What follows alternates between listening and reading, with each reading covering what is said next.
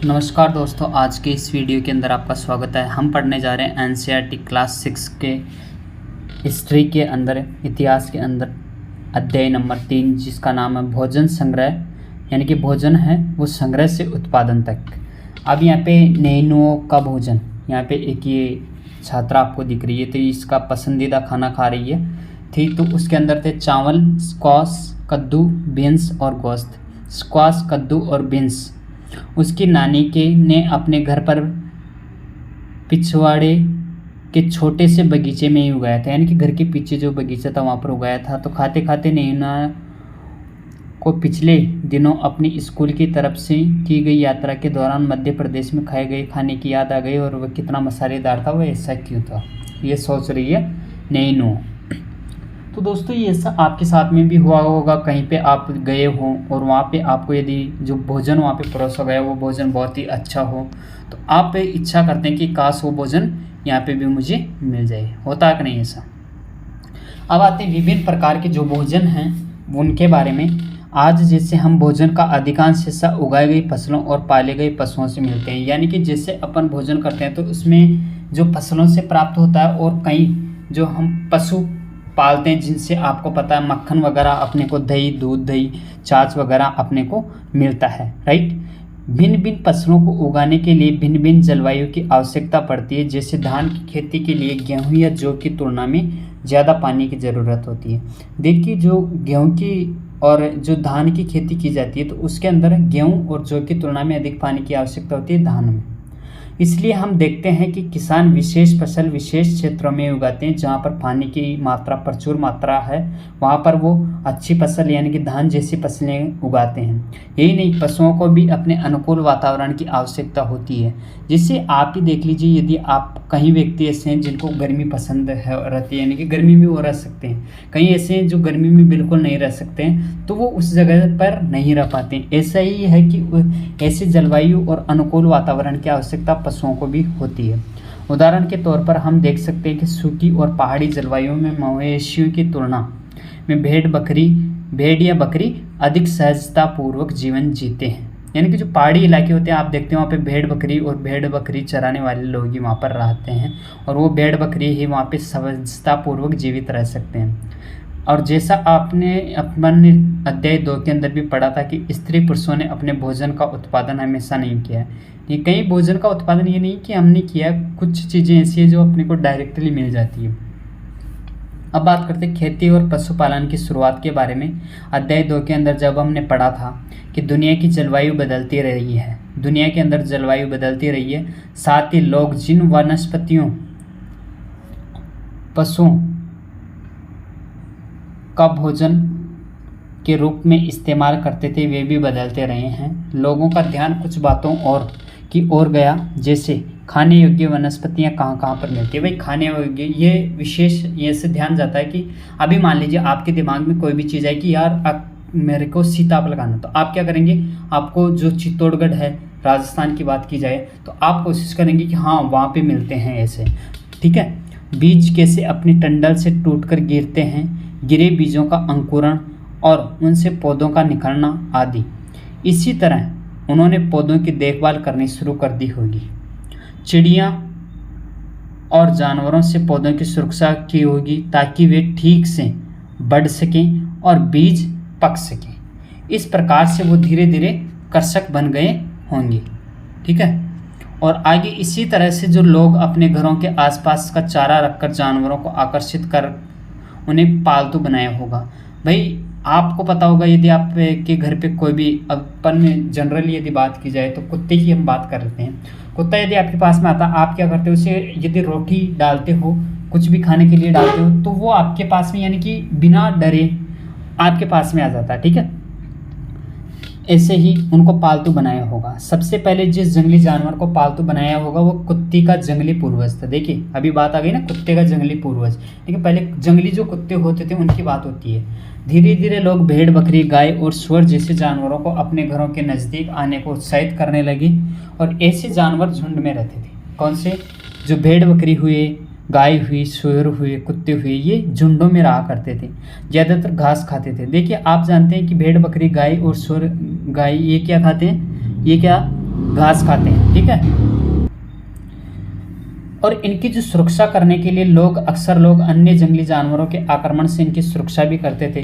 भाई जो लोग व्यक्ति जिस जानवर को पाल रहा है तो उसकी रक्षा भी वही करते थे। जंगली जानवर, कुछ ऐसे जंगली जानवर होते थे जो पालतू जानवरों को शिकार बनाते थे, और इस तरह धीरे धीरे वे पशुपालक भी बन गए होंगे, ऐसा हम सोचते हैं।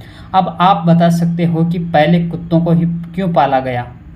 भाई ऐसी क्या खासियत थी कि पहले कुत्तों को ही पालतू बनाया गया? ये आपके सामने एक प्रश्न है, ठीक है।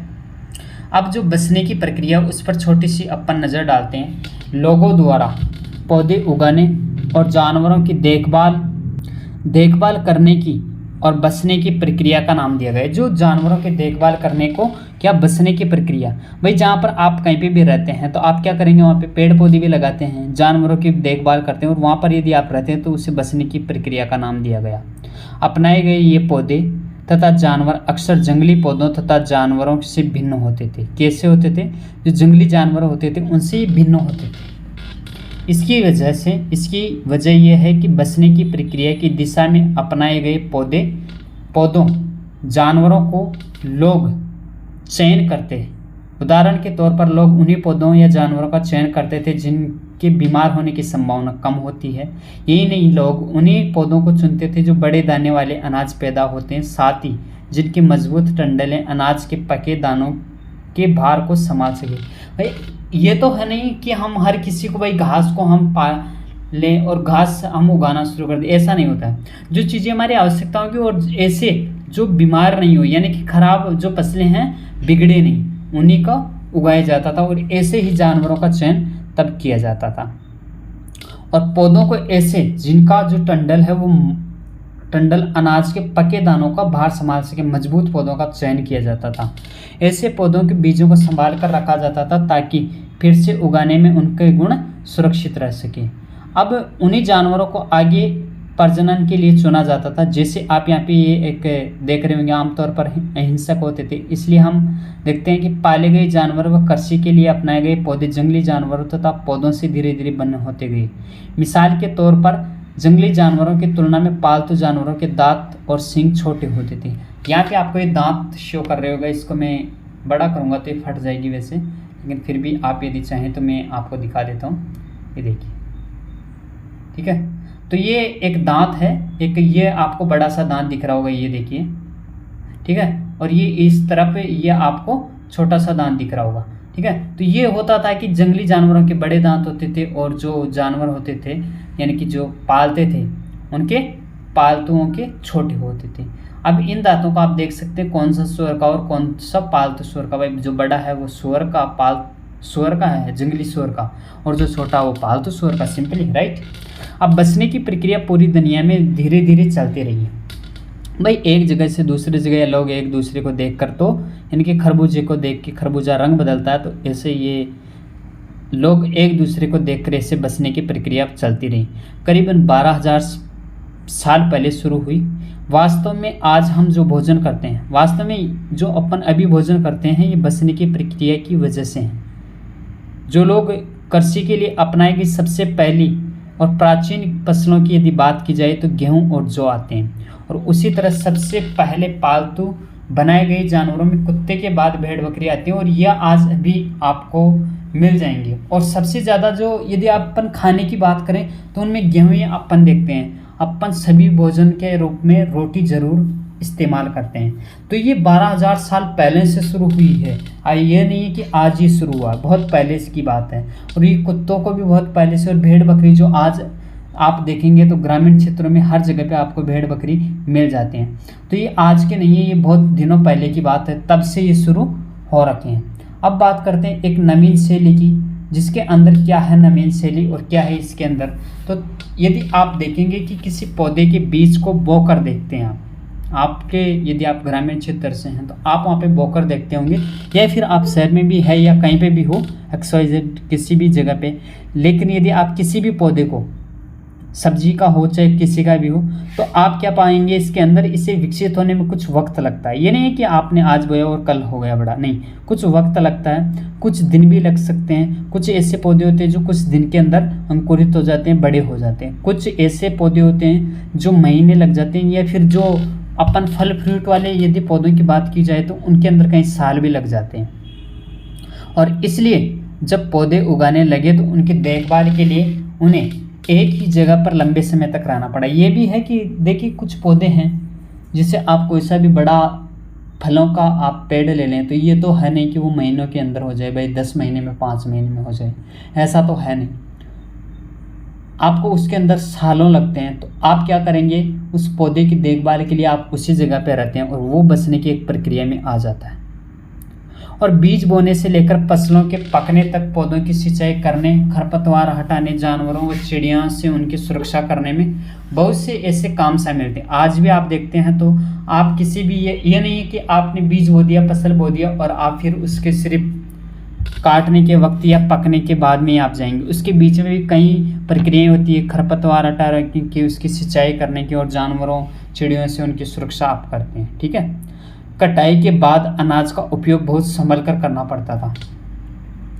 अनाज का जो उपयोग कैसे कैसे अपन कर सकते हैं आप एक बार सोचिएगा, और यहाँ पे भी हम आपको बता देते हैं। बीज के रूप में ये देखिए, बीज के रूप में, खाद्य के रूप में, उपहार के रूप में और भंडार के रूप में। भंडार के रूप में ऐसे कि मान लीजिए कहीं पे आपके पास में बहुत ज़्यादा तो आप भंडारण कर लेते हैं या फिर आप किसी को दे देते हैं, ठीक है, और या फिर अगले भविष्य के लिए भी, जैसे बीज के रूप में अपन करते ही हैं। ठीक है। तो ये 4 प्रकार से महत्वपूर्ण तरीके से अपन यूज करते हैं। आगे बात करें तो अनाज को भोजन और बीज दोनों ही रूपों में बचाकर रखना आवश्यक था और आज भी है। इसलिए लोगों को इसके भंडारण की बात सोचनी पड़ी और बहुत से इलाकों में लोगों ने फीड के बड़े बड़े बर्तन बनाए। लोगों ने फीड के बहुत बड़े बड़े बर्तन बनाए और टोकरियाँ बुनी, फिर ज़मीन में गड्ढा खोदा गया तो ऐसे बर्तन भी बनाए गए लोगों ने, और ऐसी प्रक्रियाएं वो पहले करते थे। और आज भी इनमें से कुछ चीज़ें आपको मिल जाएगी, आप अपने ही इलाके में या अपने घर पे आप देखते होंगे इन सभी को। जानवर, चलते फिरते खाद्य भंडार। जानवरों की बात कर रहे थे जिनमें चलते फिरते खाद्य भंडार के बारे में जानवर बच्चे देते हैं, राइट, और उनसे उनकी जो संख्या है वो बढ़ जाती है। अगर जानवरों की भी देखभाल की जाए तो उनकी संख्या तो बढ़ती ही है, साथ में उनसे दूध भी प्राप्त होता है और उनसे आपको पता है कि भोजन का एक बहुत अच्छा स्रोत है। यही नहीं, जानवरों से हमें मांस भी मिलता है। जो लोग मांस खाते हैं उनको मांस भी मिलता है। दूसरे शब्दों में पशुपालन भोजन के भंडारण का भी एक तरीका है। पशुपालन भोजन के भंडारण का भी एक तरीका है। अब आप कल्पना कीजिए कि भोजन के अतिरिक्त जानवरों से क्या क्या मिलता है। जानवरों से यदि मान लीजिए आपके पास में बहुत सारे जानवर हैं तो आप उनमें से कुछ को बेच देते हैं, ठीक है, और बेचने के बाद में आपको क्या मिलेगा, मनी, पैसा, ठीक है, रुपए। आज जानवरों का उपयोग कैसे होते हैं आप इसका विचार कीजिए इस पर, ठीक है। आओ आरंभिक कृषकों और पशुपालकों के बारे में पता कर लेते हैं। जैसे आप मानचित्र 2 में देखेंगे तो आपको क्या मिलता है कि वहाँ पर क्या आप वहाँ पे कई वर्ग नीले आपको दिखेंगे, पता है, जो बिंदु ऐसे हैं इनको उस जगह को दर्शाता है जहाँ को जो पुरातत्वविद हैं उनको क्या मिलते हैं, शुरुआती कृषकों पशुपालकों के होने के संकेत मिलते हैं। वहाँ पे क्या दर्शाते हैं, जो पशुपालक होते हैं उनका जो संकेत है वो वहाँ पे दिखाते हैं। ये पूरे उपमहाद्वीप में पाए गए हैं। इनमें से जो महत्वपूर्ण पश्चिम उत्तर का क्षेत्र है उसमें आधुनिक कश्मीर हुआ, पूर्वी तथा दक्षिणी भारत में पाए गए। वास्तव में यदि निर्दिष्ट स्थान कृषकों और पशुपालकों की बस्तियां थी या नहीं, यदि इसके जांचने के लिए वैज्ञानिक खुद में खुदाई के अंदर जो मिले पौधे और पशुओं की जो हड्डियों के नमूनों का अध्ययन करते हैं और इनमें से जो सबसे रोचक जले हुए अनाज के दानों के अवशेष हैं, ऐसा लगता है कि ये गलती से या फिर जानबूझकर जलाए गए होंगे। देखिए कई सारे अवशेष आज भी आप देखते हैं तो आपको कई कई जगह पे मिल जाते हैं। वो ये नहीं बता रहा हूँ कि पहले के युग की बात है, अभी वर्तमान में भी यदि कहीं पे आप देखते हैं तो कई जगहों पे आपको कई सारी चीज़ें मिल जाती है। तो इसी युग के अंदर कई साल पहले, कई दिनों पहले लोग वहाँ पर वो चीज़ें इस्तेमाल करते थे, तो आप उससे क्या लगा लेते हैं, अंदाज़ा लगा लेते हैं कि यहाँ पे क्या हुआ होगा। तो ऐसे ही हम जो वैज्ञानिक वो इनका पता कर लेते और दानों की पहचान कर सकते हैं। और इस तरह से हम सभी को क्या पता चलता है कि उपमहाद्वीप के विभिन्न भागों में बहुत सारी फसलें उगाई जा रही होगी और वैज्ञानिक विभिन्न जानवरों की हड्डियों की भी पहचान कर सकते हैं। बात करें तो यहाँ पे अभी आपको दिखते हैं अनाज की बात करें, अनाज और हड्डियों की बात करें और कौन से पुरास्थल से मिले, ऐसी यहाँ पे एक लिस्ट बनाई गई है। तो आप आसानी से समझेंगे, गेहूँ, जौ, भेड़, बकरी और मवेशी, ये कहाँ पे, गेहूँ, जौ और भेड़, बकरी और मवेशी, जो आधुनिक पाकिस्तान, आज का जो पाकिस्तान है उसके अंदर एक जगह है मेहरगढ़ का आपने नाम सुना होगा, पाकिस्तान के अंदर ये जगह है। वहाँ जो पुरास्थल था उसके अंदर ये चीज़ों के कुछ अवशेष मिले हैं। चावल और जानवरों की हड्डियों के टुकड़े कहाँ पे, आधुनिक जो उत्तर प्रदेश, आज का उत्तर प्रदेश है, इसमें आपको कोल्डी हवा की जगह, कोल्डी हवा एक जगह का नाम है, पुरास्थल था उस वक्त का। तो चावल, जानवरों की हड्डियों के टुकड़े वहाँ पर लोगों को मिले हैं। चावल, मवेशी, मिट्टी पर खुरों के निशान, चावल और मवेशी और मिट्टी पर कई खुरों के निशान, मवेशियों के निशान मिले हैं, जो कहाँ पे, उत्तर प्रदेश के अंदर महागढ़ पुरास्थल वहाँ पर मिले हैं। गेहूँ और दलहन यानी कि गुप्तक्राल आधुनिक कश्मीर है, आज का कश्मीर, वहाँ पे जगह है जहाँ पर गेहूँ और दलहन के कुछ अवशेष आपको मिलते हैं।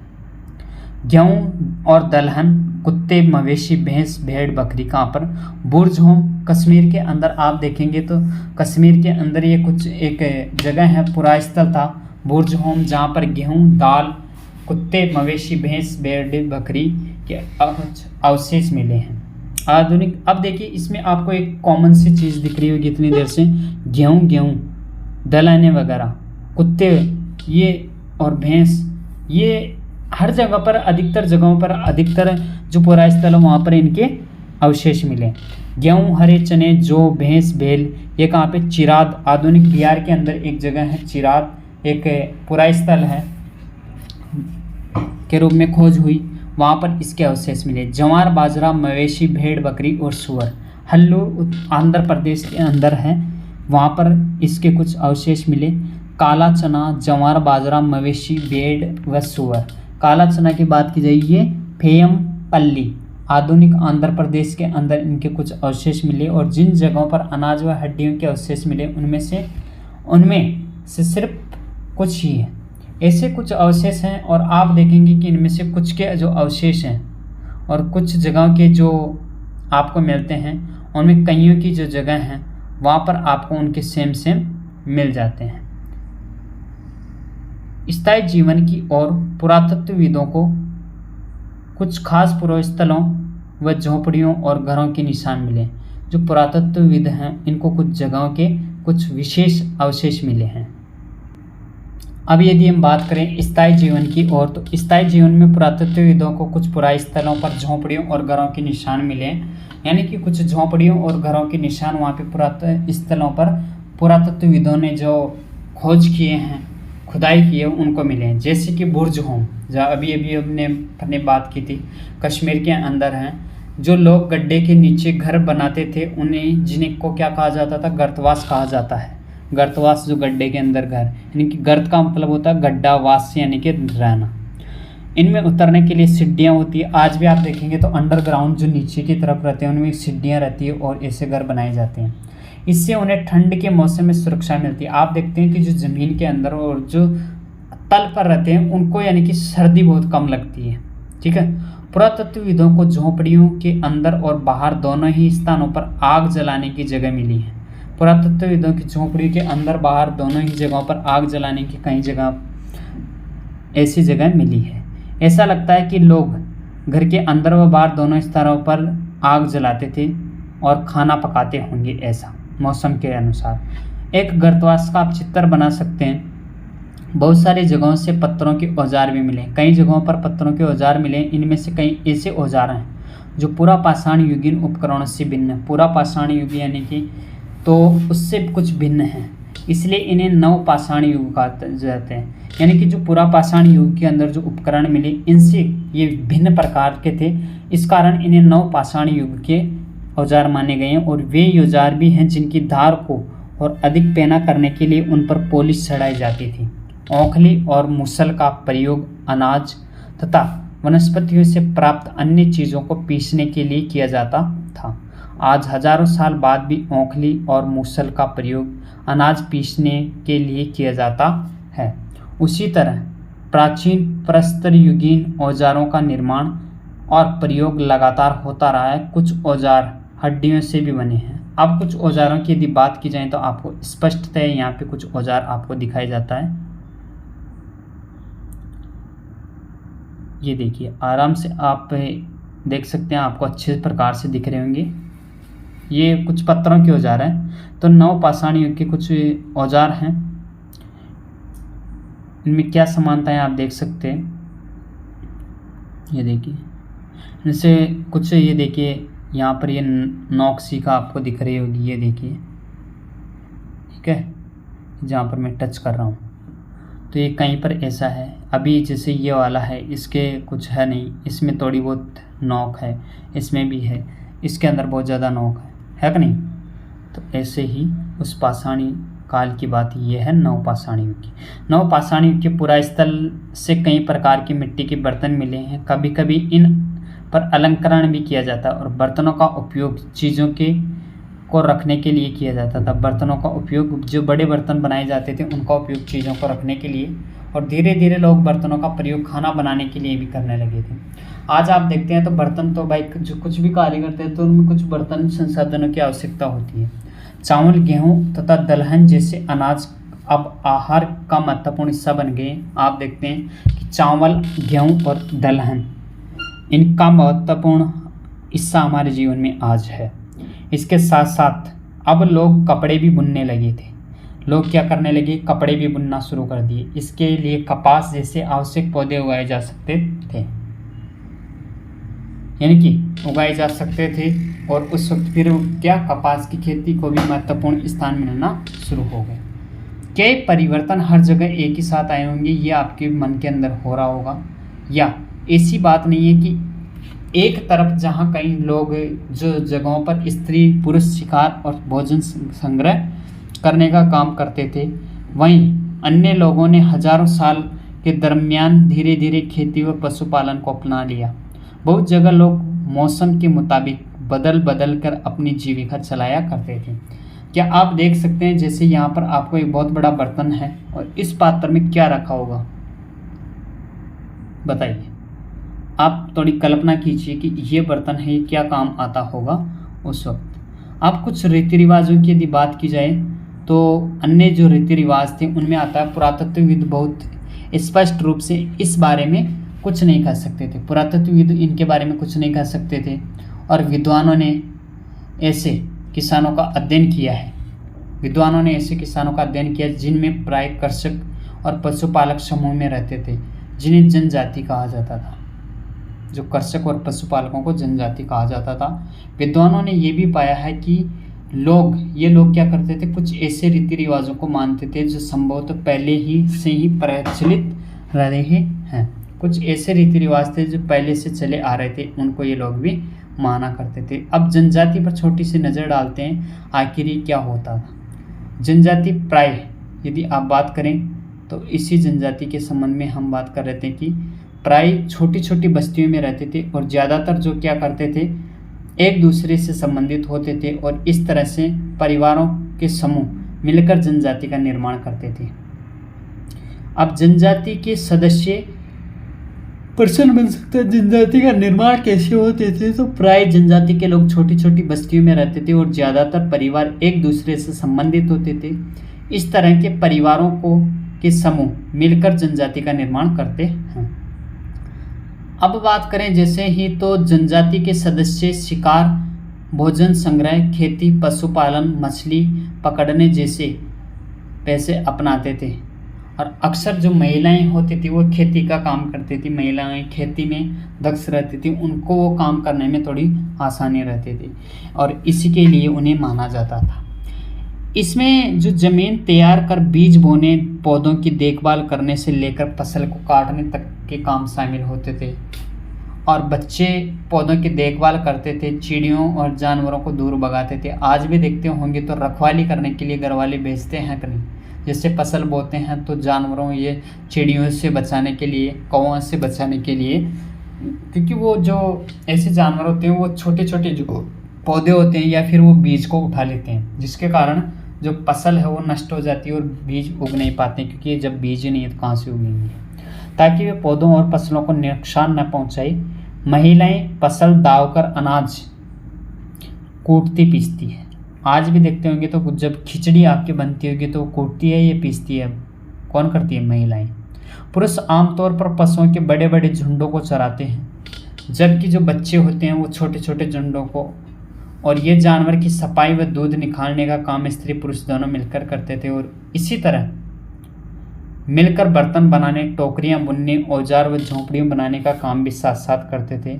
गाना, नाच और घरों की सजावट भी उनकी जिंदगी का एक अहम हिस्सा था। आज यदि आप देखें तो आज भी आपके जो घर हैं, आपका जो इलाका, वहाँ पर इस प्रकार के कार्य होते हैं और ऐसी प्रचलित ज़रूर होती होंगी। यदि हम बात करें तो कुछ लोगों को नेता मान लिया जाता है और वे अनुभवी वृद्ध व्यक्ति, नौजवान, योद्धा या फिर पुरोहित हो सकते हैं। वयस्क महिलाओं को भी उनके ज्ञान व अनुभव के लिए विशिष्ट सम्मान दिया जाता है। आज भी आप देखते हैं तो ऐसे जो वृद्ध जन या नौजवान योद्धा या फिर ऐसी जो अनुभवी और कुछ सम्मानजनक वयस्क महिलाएं हैं, उनको आज ज्ञान और सम्मान, विशिष्ट सम्मान दिया जाता है। जनजातियों की सांस्कृतिक परंपराएं बहुत समृद्ध और तथा विशिष्ट है। इनमें उनकी जो भाषाएं, संगीत है, कहानियां हैं, चित्रकारी भी शामिल है। अपने देवी देवता होते हैं, उनके अपने देवी देवताएं होती हैं। आप आज भी देखेंगे तो कहीं ऐसी महिलाएं हैं जो संगीत के क्षेत्र में अपनी पहचान बना रखी है, कहीं चित्रकला में, कई भाषाओं में, कई कहानियाँ में, या कई लेखिकाएँ हैं, कई कवियत्रियाँ हैं। तो ऐसे कई स्थान उनको महत्वपूर्ण मिले हुए हैं और आज भी उनका सम्मान करते हैं। जमीन, जंगल, घास के मैदान, जो घास के मैदान है, पानी पूरे कुनबे की संपत्ति मानी जाती है। अब जिनका जो उपयोग है सभी एक साथ करते हैं और इनमें जो गरीब और अमीर के बीच कोई खास अंतर ऐसा नहीं होता कि ज़मीन, जंगल और घास के मैदानों में कोई भाई इनका यूज़ करने में किसी को कोई ज़्यादा खास अंतर नहीं मिलता है। फिर भी कभी कभी कहीं जगहों पर आपको देखने को मिल जाता है। इसलिए जनजातीय समाज अन्य समाजों से भिन्न होते हैं और इन अन्य समाजों के बारे में हम आगे भी पढ़ते रहेंगे। यदि हम बात करें तो सूक्ष्म निरीक्षण इस पे कर लेते हैं। मेहरगढ़ में जीवन मृत्यु, मेहरगढ़ की बात करें, एक सूक्ष्म छोटा सा निरीक्षण हम करते हैं मेहरगढ़ में जीवन मृत्यु।